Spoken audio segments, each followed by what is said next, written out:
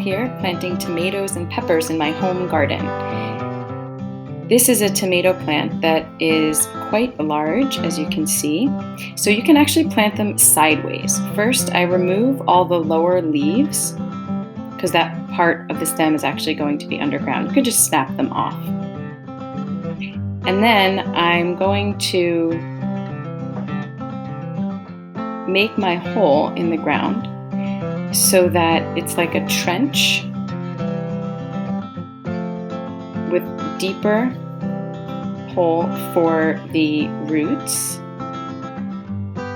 and then a little trench going up and a little bit of an angle, and that's where I'm going to lay the stem.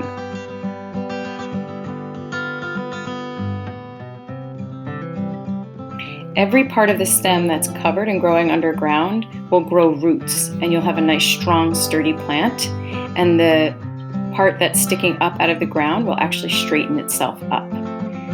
I like to put a little dead leaves or straw or mulch hay around for mulch to keep it moist, keep the soil from drying out. Next, I'll be planting bell peppers. Peppers and tomatoes are both nightshades in the same family, along with eggplants, and they need temperatures to be quite warm, so mid-May is a good time to plant them. When you're planting seedlings, you should plant them fairly deep. See where I'm pointing? I'm planting a good portion of the stem, and I might bury some leaves, which is fine because we want our plant to be nice and sturdy.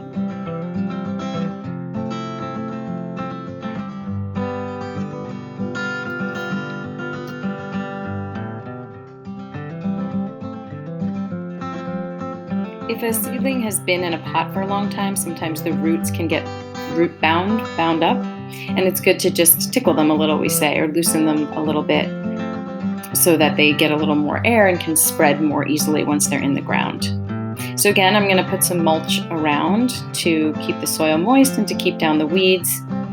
And then I'm going to fertilize these seedlings now that they're planted. It's good to give them a boost when they first get in the ground.